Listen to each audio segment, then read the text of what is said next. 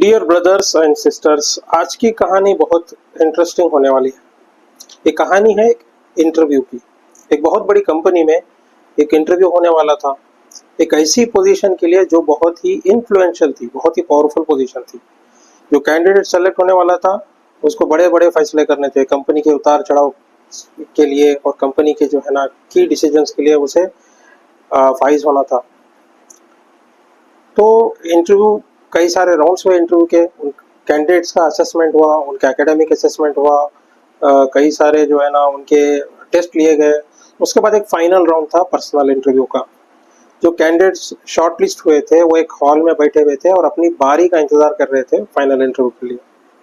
Candidates को बारी बारी एक ऑफिस बॉय आता था, उनसे उन्हें आवाज देकर बुलाता था और उन्हें रास्ता बताता था एक कॉरिडोर की तरफ। एक कॉरिडोर से होते हुए रास्ता गुजरता था उस कैबिन की तरफ जहाँ पे कंपनी के की पर्सन्स जो इंटरव्यू लेने वाले थे उनके मुंतजिर थे, उनके इंतजार में बैठे थे।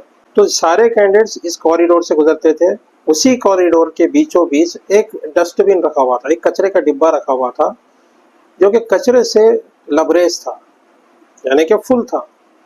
और ना सिर्फ फुल था कचरा, बल्कि आसपास उसके गिरा हुआ था। उस सारे कॉरिडोर में कचरा जो है ना फैला हुआ था।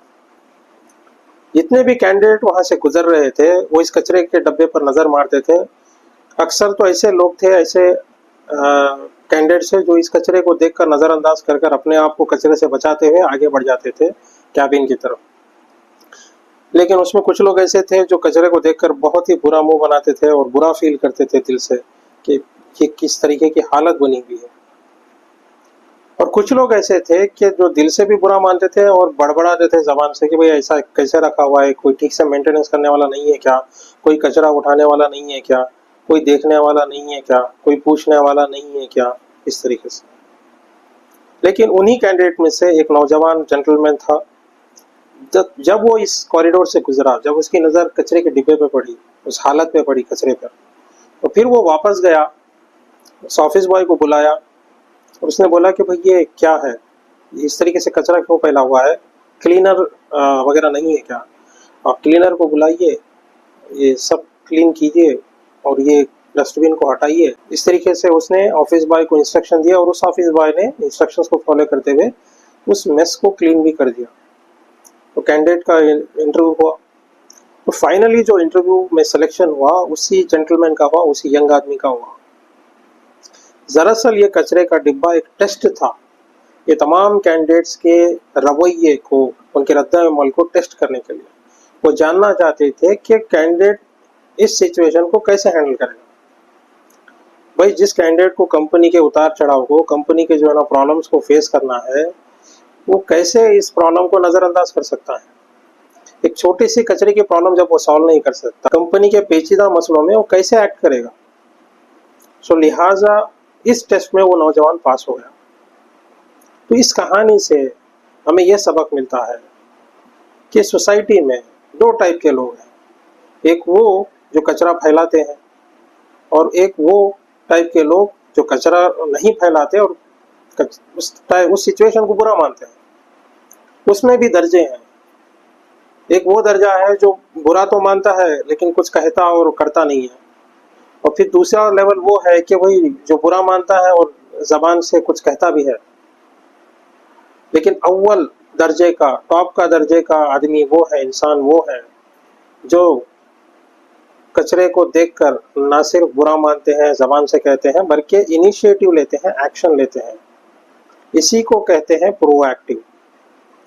ये प्रोएक्टिव का मतलब क्या है? ये प्रोएक्टिव बंदा वो है जो पहली उनके क्वालिटीज ये है कि पहली वो इनिशिएटिव लेते हैं। किसी भी प्रॉब्लम्स के लिए वो किसी का इंतजार नहीं करते किसी कोई और आके इसको सॉल्व करेगा, कि वो ये देखते हैं कि हम इस प्रॉब्लम को कैसे सॉल्व कर सकते हैं। वो खुद इनिशिएटिव लेते हैं, आगे बढ़ते हैं।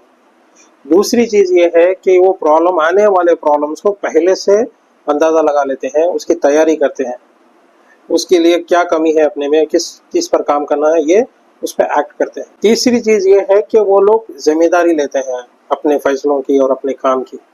उन्हें बखूबी पता होता है कि हमें क्या काम करने से क्या नतीजे निकलेंगे। और चौथी चीज ये है कि वो अपने काम को लेकर के बहुत ही प्लान्ड वे में, बहुत स्ट्रेटेजिक वे में आगे बढ़ते हैं। और पांचवी चीज ये है प्रॉब्लम सॉल्विंग एटीट्यूड रखते हैं।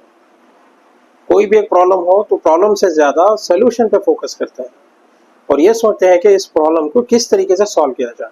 तो मुद्दा मवाद ये है कि हमें भी सोसाइटी में सोसाइटी के प्रॉब्लम्स को, सोसाइटी के कचरे को साफ करने के लिए सिर्फ दिल से बुरा मानने से या कुछ कह देने से काफ़ी नहीं है, हमें उसके लिए इकदाम लेना पड़ेगा। सबसे पहले तो अपने अंदर के कचरे को साफ करना पड़ेगा।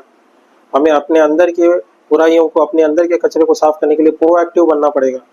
उसके बाद सोसाइटी में जो कचरा पड़ा हुआ है उसको साफ करने के लिए प्रोएक्टिव बनना पड़ेगा। तभी हम इस कैंडिडेट की तरह कोई इन्फ्लुएंशियल पोजीशन पर, कोई पावरफुल पोजीशन के दावेदार बन सकते हैं।